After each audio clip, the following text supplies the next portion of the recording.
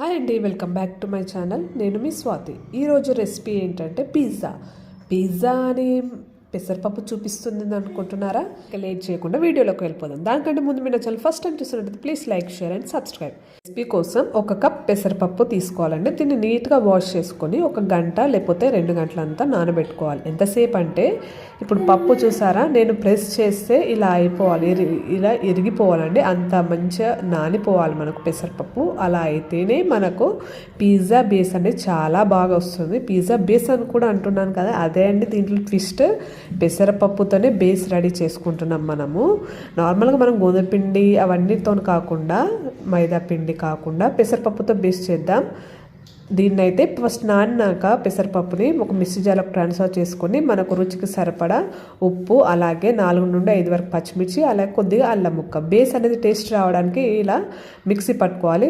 Water మీరు తగినంత వేసుకొని కన్సిస్టెన్సీ అనేది ఇలా వచ్చేంత వరకు మిక్సీ పట్టుకోవాలి. తర్వాత మిక్సీ పట్టుకున్నాక దాంట్లో కొద్దిగా 1 పావు టీ స్పూన్ వరకు వంట సోడా వేసుకోండి. అలా అయితే మనకు చేసిన బేస్ అనేది చాలా ప్లఫీగా వస్తుంది. తర్వాత నాన్ స్టిక్ బేస్ అనేది తీసుకోవాలి. నార్మల్ బేస్ అయితే రాదు సరిగా.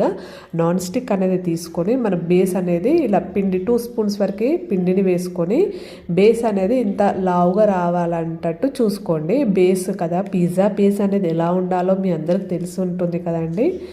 ఇలా బేస్ రావడానికి ఈవెన్గా ఇలా పరుచుకోండి పిండిని. తర్వాత లైట్గా ఆయిల్ అప్లై చేసుకొని మూత పెట్టుకోవాలి. ఒక 5 నిమిషాల తర్వాత మూత పెట్టుకున్నాక మనకు పిజ్జాకి కావాల్సిన వెజిటేబుల్స్ అన్నీ కట్ చేసుకోండి. నేనైతే అడిషనల్గా స్వీట్ కార్న్ కూడా యాడ్ చేశాను. Tomato, capsicum, carrot, onion, sweet corn కూడా.